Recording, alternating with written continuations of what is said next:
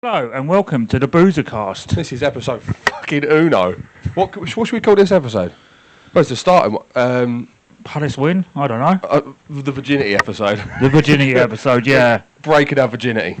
Breaking our virginity. Sounds good to me. Well, shall we start off with the clubs with the shirts that we're wearing? Why not? Yeah, because Solid win for Palace. yeah, it was a solid performance from Palace. I thought all the squad that played really well, and I thought Adam Walton really showed what he can do, basically. Quality, yeah. And I mean, I wasn't too optimistic going into this game, to be honest. Especially with Wolves, with the old new manager bounce, and you know what we are, Charity FC.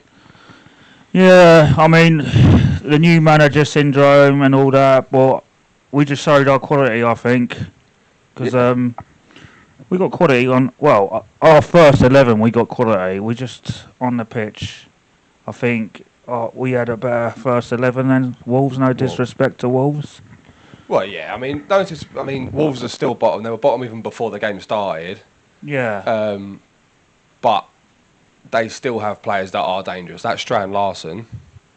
And if he's on blob, then you've got problems. But Yeah. I think I think the main thing that I was just more worried about was the fact that it's the new manager bounce and we are Charity FC. That's the only thing I was worried about. I wasn't worried about us Yeah. playing poorly or Wolves just coming out even being a better side. I think it's just sometimes with no matter who we have as a manager, I think sometimes we just seem to be a bit leaky. Yeah, but our defence was superb yesterday. Well, I think we won the game in the middle. Like, our midfield was brilliant. Kamada and Walton were just stringing the passes and winning them balls as well.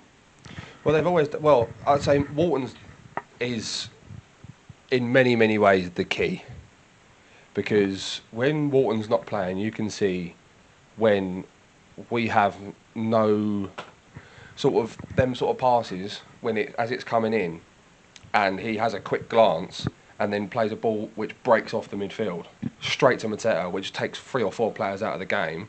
Yeah. And when we don't have that, we are slow on build-up, like big time slow on build-up, and we really notice when Walton isn't there, so he is vital. Yeah, we can be slow without Adam Walton in the team, but I thought Pino shined as well. You know, he's starting to. He's coming into his own now. Yeah, he's starting to perform for us now, not just with the paid goal. the money for. Yeah. We paid that money. Well, it's a risk buying a player from a foreign team. Oh, yeah. I think, especially at the start when the way he was playing and that sort of thing. He was going. You could tell he was from the La Liga, because how easily he was going down. Well, he's just got to adapt to the Premiership, like Kamada did, and like Mateta did as well. It takes a while for some players to adapt. Well, I would say nearly all the players that we signed, but Lacroix sort of just came in and just cemented himself into it. Yeah, every player's different though. It takes a while sometimes. Sometimes they just go into it, don't they? Yeah, but back to the game though. Mateta again missing his one-on-ones. Yeah, I mean, he's not that good on one-on-ones, but he does bring something to the table. He holds the ball up well. It's that physical aspect, isn't it? He adds that little bit of physicality. Yeah, it's not just the goals he does. It's what he does on the pitch. His hold-up play is really good. He runs with the ball. He's so strong. Yeah, he is, and he's not the slowest either, is he? He's not slow. It's just more. I still think he's just above Nketiah at the moment. Yeah. Nketiah is still finding his. I think he's sort of found his feet, but he just needs. Yeah. He's one of them. I think he's just one of them players that needs to play every week in, week out, and unfortunately, he's not going to do that ahead of Mateta at the moment. No, he's not going to get ahead of Mateta at the moment. No, he isn't.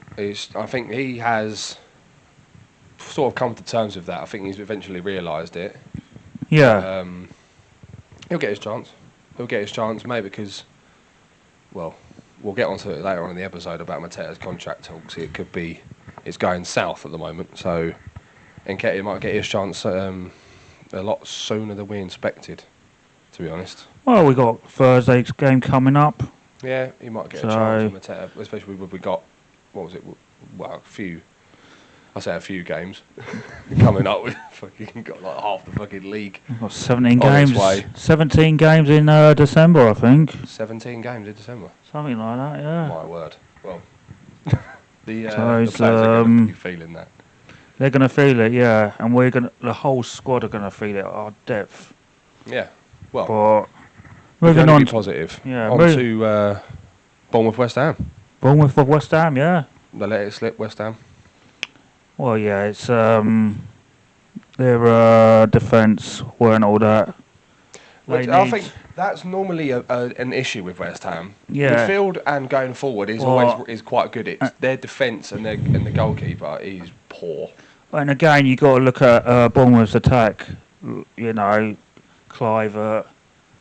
Who else they got? Semenyo, Semenyo, Evan Nilsson. Evan Nilsson. Well, I say Tavernier, but he's more. I think Tavernier's the right back, but he plays quite an attacking role. I mean, he took the penalty yesterday to make it 2-1. Yeah, I mean they do so well against all teams. Really, they're attacking. That's why I have like a bit of a soft spot for Bournemouth because they're not big and flashy. They don't pay fucking hundreds of millions for these footballers who turn up with fucking diamonds in their ears, diamonds on their glasses. That's what they got. Solid players for not a lot of money. Well, not ton of money. Evan Nilsson they paid 50 odd million for, but they used the Solanke money, which obviously when Tottenham bought him for, which I think it was 75. Yeah. So they used that money. So they haven't really spent any of their actual income. No, they got a good scouting system, I think, Mm. and obviously a brilliant manager, I think, at the Not a moment. big, flashy stadium. I think they could probably do really well in the league because they're not in Europe at the moment. They could probably push. Well, they're sitting just below it, aren't they? Yeah, they could probably push Champions League because they ain't got to play a lot of games like us, Man City, Liverpool. Just concentrate on the league. Yeah, I think if they concentrate on the league, they got a big chance of pushing Yeah. Europa. And just hopefully they don't And maybe get have a stuck like we good, do. maybe have a good cup run as Yeah, well. I think that's the one thing I think that's really missing from them is a good cup run. So I think it's sort of like us in a way. If they as soon as they get that first cup or that first big trophy, I think they'll really push on from that because Yeah. I don't know. It's just that's such a footballing town, Bournemouth. It's one club. It's the only thing with Bournemouth. I think their stadium needs an update. It is quite small. I mean, it is small, but then would you say that's a beneficial factor because then you'd only have the actual fans that are there, then you don't get the tourists that just go there to, like when the big teams are in. Well, the town. it's the capacity. They need the capacity to come in, get more money into this team. Yeah, I mean, what was it? They had didn't they have investment from Michael B. Jordan, the actor who did Creed? Wasn't it? Yeah, it was him. Something who like that. Put in big investment. There's a lot of actors putting money into football now. Yeah, I mean, it's going all American and who's the NFL guy? I can't even think of his name. I'm going to get crucified because I don't know his name, but I know his face and I don't want to say his name. Well, I don't. I want to try and guess his name, but if I'm going to get it wrong, I'm going to get absolutely mullered. no, I don't really But know yeah, NFL. he put, no, I don't. But he put money into Birmingham. Oh, okay. So Oh, there's a lot of actors putting money into football at the moment.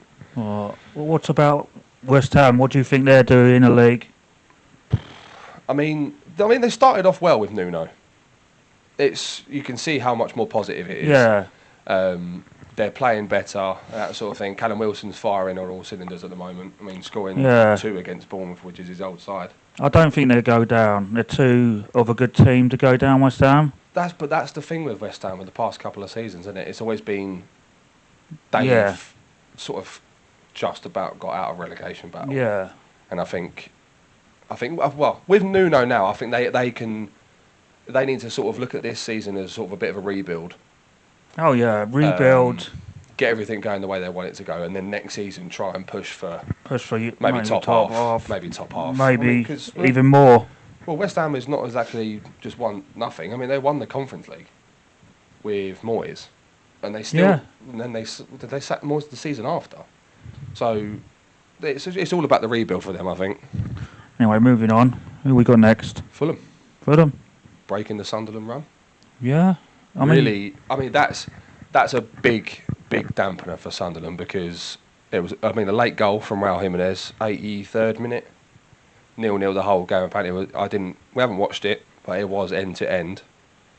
yeah. For what we've read, but disappointed. I'm a bit disappointed for Sunderland actually because my goodness, they've had a good start.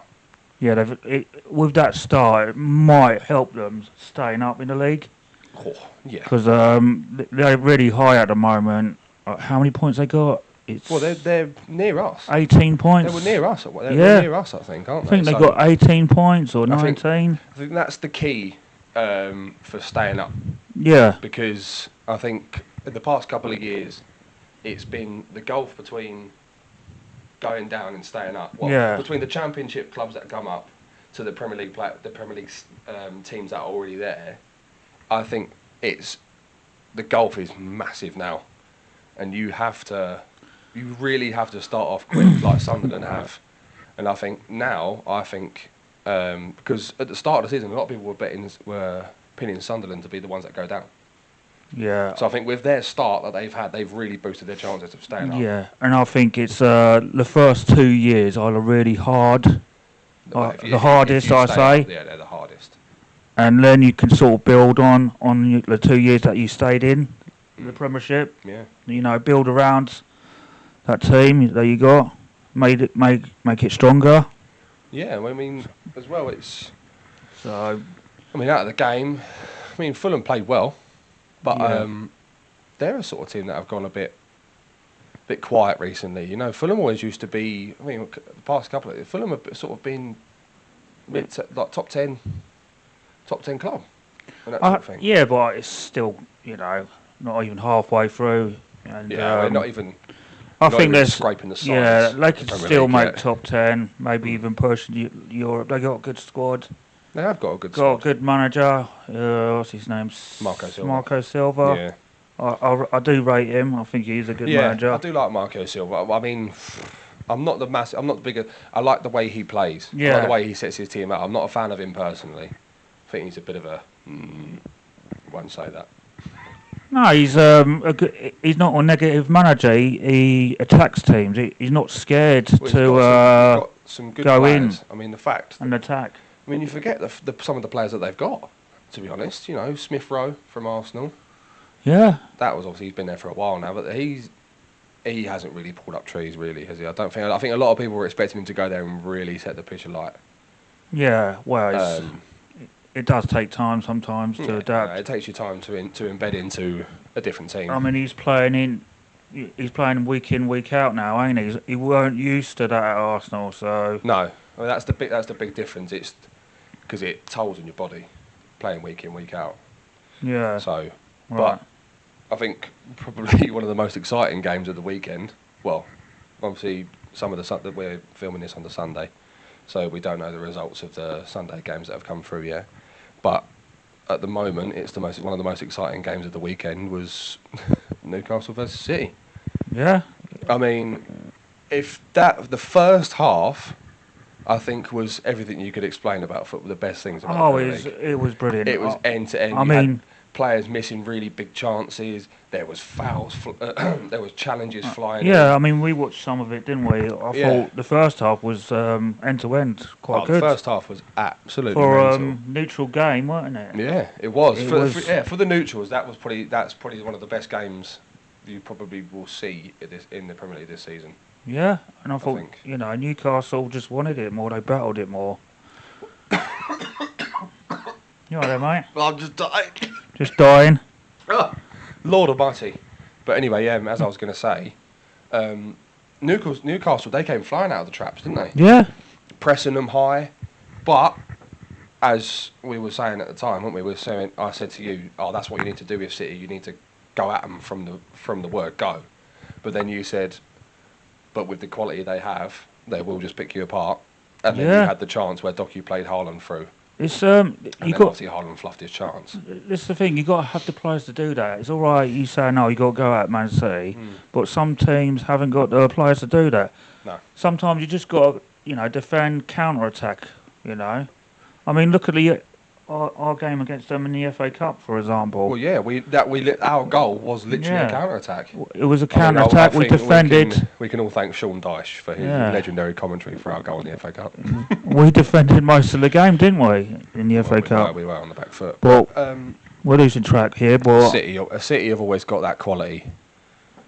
Whether it's the starting 11 or off the bench, they've always got the options, and that's something. But obviously, that's where money helps. Oh yeah, the money helps in big time. But Newcastle, they got a decent squad as well, so they can. I think it really helps Newcastle being at home. Yeah, I mean they can go strength to strength with City. I'd say they got a good squad. Yeah, they've got money behind them as well. Exactly. Well, I mean, it showed. It showed yesterday, wasn't it? The Newcastle players, when they're at home, probably one of the hardest teams to beat in the league when they're at home, because I agree with you. Newcastle is a one club town, isn't it? That's what Newcastle is. It's one club, and if you are from Newcastle, you support Newcastle. Newcastle, yeah. You know what I mean? And they really get behind the players. The players love the fans. I mean, Bruno Guimaraes, you see him after every game, he's smacking the badge, kissing the badge, no matter what the score is, and I think that's so good for the fans to see that as well, because then that shows that them players, they're willing to do anything for the club. They haven't gone there, or they're potentially not leave just for the money. They're doing it for the love of the game, for the love of the club, to do it for the fans, and I think for fans to see that, it's. Well, we can mention one player Newcastle probably won't like that was in for the money. Who was literally in for the money and nothing else, Mr. Isak. Yeah. So I bet, I think the Newcastle fans are loving watching his downfall. Oh, I bet they're loving it. I bet, as Kevin Keegan would say when he was at Newcastle, I bet they are loving it. Yeah. I mean, I bet they're laughing their asses off now, and the Newcastle fans. To be honest, we're Palace fans. We have nothing to do with it, and we are. And we're laughing, We're laughing because that's one thing I hate with the modern game. There's too much of it in the modern game with players that are just in it for the money, unfortunately. Well, yeah, it's purely for financial gain. Some players get really greedy. Which he has. But just the fact that you can do, you do everything that he did for Newcastle, because he was astonishing for Newcastle. He was so good. He scored nearly every game for Newcastle. He put them up there with the big teams. His vital goals and stuff like that. And Newcastle fans, they loved him. They made banners and tifos for him. And the fact that you can quite literally stab the fans in the back. Yeah, it's just about money sometimes, and a bigger club. No disrespect to Newcastle, but Liverpool have. They've got a better history, ain't they? They throw up the money, don't they? They throw out the money. Someone coughs up. I don't know how much he's on, but it's probably touching about 250 grand a week. Yeah. If it's touching that, then, and you say you're on 80 grand, I'm not fucking not sticking up for Isak at all. But if someone coughs that up. But did you really, Newcastle fans? Did you really want someone like that in your team? But you don't know, do you? You don't want someone like that in the squad because you upset other players as well. And it just, they'll start being a cancer around the training ground. Fucking just like they're excited to see that they're happy to see the team lose and players get injured and stuff like that. And having someone like that is probably the worst thing you could probably have done to your football team. Because the other players will then be like, well, we don't want to train with him. Yeah, no, we don't want to be in the same changing room at him. It's basically, it's pushing him away. Well, he's pushed himself out of the club. Yeah. And that was his fault, and he's paying for it now. To be honest, I think with the injuries that he's had, and just not performing, I think in many terms, I think he deserves it. Well, I do. I'll be brutally honest. I think he deserves it. Because they're the sort of players that give players that want to do it for the love of the game. They then get that stereotype off of players like that. We're back. Quick tea break. Old Lane had to have a little wee break. You had to blame me, of course. I was just dropping the kids off. That was all. Yeah. But on to a few topics that have been, well, I say circulated football. That's sort of been in football for a few weeks. With regards to Palace, probably the main one is probably Gay. I say potentially going, is most likely going to go. Well, yeah, we know that, don't we? I think a lot of us have come to terms with that. I mean, do you think it'll be a major issue or not really? Well, no, I don't think it's going to be a major issue. We still got good squads that can cover for him, but I still think we need a centre back maybe in January if Gay does go in January. I mean, I don't know if it's hard to come to terms with because it's like, would you want Gay to go in January or would you want him to go in the summer? To be honest, I'd like Gay to stay all season and hopefully we win something else with him and he can go on a high. Like maybe the Conference League, Europa Conference League. Well, yeah, I see what you mean, but then you want to, because you also want to look at it, the fact that if he does go, would you want to get something, at least get something for him? Well, in the sense of the chairman, he probably will want money for him, but in the sense of probably every Palace fan, I feel, we probably want him to stay. To stay, see the season out, continue playing. Yeah. Because it hasn't affected his how gameplay. He's playing. It hasn't affected his game at all. He's still one of our best centre-backs we've had in quite a few years. There's no doubt about that, you know. And he is that player that it's like, thank God for the fact that he isn't like Isak or Wissa. He's not in it just to go for the big clubs. He's total the opposite of Isak. He's so modest. So he is. And that's what we love about him. Even if we know he's going to go, but you know we still love him. See what I have to put up with. Jesus, mate, that's going to smell. There's some Guinness last night, so it's still making an appearance now. But yeah, I mean, he did an interview with TNT Sports, didn't he? And he was and the interviewer mentioned it about has it affected your game and stuff like that. And I think the fact that straight away he didn't even glaze over it, he just went no. You know, it was just in layman term, it was just a flat no. I'm still playing for Crystal Palace. I'm still going to give my all for Crystal Palace. And I think just seeing that I mean, it's sort of. Mate, I can smell that now. It's a twist of emotions. Oh yes. Yeah, twist of emotions with Gay, but at the end of the day, we want him to stay until the end of the season. Well, my personal opinion, I want him to stay. You want him to stay forever? I want him to stay forever, but that's not going to happen. I mean, but at least till the end of the season, I want him to stay. Well, as Palace, we've learned that the hard way. Yeah. The players that we've lost over the years, obviously Elise, Eze. Well, that's always going to happen. We're a selling club. We're not a big club. You're always going to get rid of your big players eventually, because they're always going to want more, you know. Yeah. And obviously at the time when we had them, we couldn't offer them more. But I think you never know, because it might come to the fact that it will come to the fact that we win the Conference League and that sort of thing, and then Gay might go, you know, I'm in Europa League now. I'm in the best version of the Europa League, because Conference League. I mean, I know we're in it and that sort of thing, but it's not all that. I mean, well, it's better than being in the Europa Cup. I mean, it's better being nothing. It's better than forcing your way into Europa League and then being nearly bottom of the table, isn't it, Marinakis? Yeah, enough about that. we'll venture away from Forest, even though, you know. But right. What's next? What's next on the agenda, Mikey? What's next on the agenda? Enough about Gay and his contract. Gay, and in fact, we're going to probably cry when he does go. Let's go on about. Well, we were just talking about with City. Are they too reliant on Haaland, maybe? You know, are they too dependable on just Haaland getting all the goals and sort of carrying them through the game? Because I mean, you saw it yesterday. Haaland wasn't really on it. He didn't see a lot of the ball. He wasn't involved in the game much. and it's almost like, because the chance that he had in the first half was I say fairly. I think it was before 20 minutes. It almost makes you think that if he had scored that, would the game have worked out differently? Yeah, maybe. I mean, I think sometimes with Man City, like us back in the day, well, we relied on players like Zaha.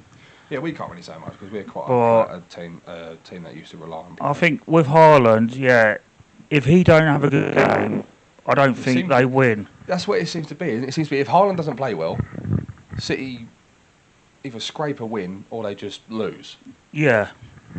And then I think it makes you think, are they too reliant on him? Because then City have to look around the team. They've got plenty of quality. I mean, Marmoush, Reinders, and Cherky that they brought in, 3 top quality players. Oh yeah. I mean Reinders, a midfielder. He was obviously to replace De Bruyne. Is unbelievable. I mean, the start that he had was crazy. You know, a few goals, a few assists. Yeah, I mean, but then again, they got the money to do that. They have. So they have, and I think Haaland. Don't get me wrong, Haaland can live up to his name. You know, he can be reliable. But it just seems to be. Do they seem to stick most of the goal scoring on him? It's like they haven't really got a lot of goal scorers anywhere else, to be honest. A striker has to score goals. You know, that's their job, ain't it? That is their job, and it makes you think, because obviously Doku's fantastic, and I think the thing that Doku's missing is that little bit of that end product. You know, the goal, a few goals here and there. Oh yeah. Or a few assists, and I know he did that against Liverpool a few weeks ago, but it seems to be it's a bit hot and cold. You know, if he's on it, then you know he will get a few goals and a few assists. Oh, yeah. But if he's not on it, and Haaland doesn't get the service that he wants or needs, that's it. City seem to go flat, and then all they do is just pass the ball around the back, pass the ball through the midfield, and then there's just no service. With Doku, I think he reminds me a little bit like Zaha. He's younger Zaha. Where he used to, you know, beat everyone. He could beat 3 or 4 players, but his end product, like his crossing and shooting, it'll come to having the final weren't shot. All that. That's what Doku reminds me of. A player like that. It comes to the final shot, and he'll either be at the keeper or over the bar. Yeah. Yeah, I know what you mean. But moving on. Continue on. We mentioned earlier about Mateta with his contract talks. There was a source that came out today saying that Mateta's and the contract talk between Mateta and Crystal Palace are very, very far apart. Apparently, Mateta's looking for a deal between around £8 million a year, which I think works out to about 165 grand a week. 65 grand a week? 165 grand a week. 165 grand a week. Wow. So he's obviously looking to cash in on his big upturning form. Wow. Because he's obviously looked at it and he's gone, right, I'm the main striker, I'm the main man. You know, they should, in a way, give me what I want. Well, it's again, it's like, if we want to keep him, you know, you got to do that to you're going to have to spend. That's what I mean. The players that are vital, you're going to have to spend. You're going to have to put some money out. He's got to put his hand in his pocket. Sell the Ferrari, Steve. Yeah. You don't need it. It's like sometimes it's just a matter of that. Just like give the player what he wants, and we'll be happy. It's like Glasner's contract. Give him what he wants. Give him what he wants. You know, get him some players. Give him some money so we can spend on strengthening the squad. Because we need to. This is a problem with Oliver Glasner. It's I think it's a big problem, to be honest. They're not going to back. You're not going to back the manager. Don't expect him to stick around. Don't expect him to stick around. He's won us the FA Cup. He's got us into Europe. That's what I mean. He's the only manager that's actually given us a trophy. Two major. Well, I don't know. Yeah, Community Shield's a major trophy. Oh, I'll class it as a trophy. Yeah, I'll class it as a major trophy. You know, and that's in the space of 3 months, and he's the only manager that's ever given us that. Yeah. You know, what was that? What? Just started laughing. No, I was just laughing at a personal thing, but yeah, it's He's the only manager to give us that, and I think if you want any more proof that he's the manager to keep, then you're going to have to break the bank. break the bank for Mateta, break the bank for Oliver Glasner. Give them what they want. We win more trophies. Simple as that, ain't it? Yeah, it can be simple as that, but sometimes obviously it isn't. Because obviously a lot of players, maybe some players that are on less money, will see Mateta get the money he wants, and they'll go, maybe I'll get the money I want. You know, it's sort of the ladder effect. You know, people go up, people go down, and sometimes it can be a bit sour. Yeah, it can be like that, but players got to realise Mateta is one of our best players. And he is our main striker. He's our main striker. He scores a lot of goals. And he knows that. He knows he's our main striker. And he's obviously... And he's got a brilliant celebration. I think he should get a bonus for that, to be honest. That's why, yeah. Give him the 165 grand, Steve, because he kicks the corner flag. Because he kicks the corner flag, yeah. Kicking the corner flag. Right. But anyway, on to the last topic we're going to talk about before we head off, because it's Sunday and we're tired. Aren't we? Well, yeah, you are. And I think after this topic, we must talk about your hairline as well, how bad it is. Well, speaking of hairlines, Gabrielle. Speaking of hairlines, Gabrielle has, I say not Gabrielle has come out, Mikel Arteta has come out and said that Gabrielle's going to be out for quite a while. Yeah, that reminds me about football fantasy team. I need to take him out of my football fantasy team. Oh yeah, because if I remember, in regards to hairlines, it's your way back. Way back. I might be well back, but I'm still behind you. So it's not that far behind you. But yeah, Gabriel's going to be out for a long time. I mean, do you reckon Arsenal are going to lose a lot of games because Gabriel's out, or concede a lot of goals? Well, they bought was it Hincapié and Mosquera in the recent window. Yeah. Which it seems to sort of be that is a bit of a coincidence. You know, buy two centre backs and one of them gets injured. But and they're both quality centre backs. I mean, I think it's more of the thing. It's will they work well with Saliba, because obviously Gabriel and Saliba have been a big impact with Arsenal's defence, and they're the reason why. And especially even on the set pieces. Oh yeah, set pieces. Arsenal scored so many goals from set pieces. You know, that was down to them with it wasn't their set piece tactics. It was obviously the coach, but they were vital. Vital in sort of bringing the team together, because if you look at them two, the way they are, they're so close. Yeah. If you want exactly. that as a duo, I think is perfect, because you've got two players that want to work hard for each other. I mean, I think, to be honest, we're talking about Gabriel and Arsenal. I think this might be their year to actually win the Premiership. The way that City are playing and Liverpool are playing. Well, they've got a big... You know, who's challenging them, really? No one, really. That's what I mean. City and Liverpool... Well, Liverpool's now bottom half. City obviously dropped points yesterday. Yeah. Arsenal is Tottenham today, and if I'm correct, that actually kicks off in 10 minutes. So we want to wrap this up before that. Yeah, we want to wrap that. That's going to be a good game. But I think if Arsenal win that, I think they should be looking at it and going, this is our big chance, you know, for the first time in a while, this is our big chance. And I think that's sort of... What? I think that's helped Arteta as well, because, you know, 6 years... This is what they've got to do. It's in their hands. They can win today, get some points on the table. Well, I think if they win today, they go like 8 points clear. Exactly. Just do it, you know. 8 points clear, or near to double figure point clear, and then they really just need to be like, right, okay, we lock in, and that sort of thing. I mean, it's theirs to lose. I think this year. I think it is. I mean, I know it's early still. What was it? 12 games we played in the Premiership. Yeah, and that's. But and we know what the Premier League. And we know what the Premier League's like. You know, it twists and changes. Oh yeah, twists and changes. But I just think with this season, with the way Man City are dropping points and Liverpool where they are, Arsenal got a very good chance this season. Yeah, I mean, I don't think it'll be that big of a blow with Gabriel being injured, because obviously I don't know if Odegaard's still injured, but obviously he's had injury after injury, and that obviously when that happens, you know, it seems to be a bit of a spiral. You keep getting injured.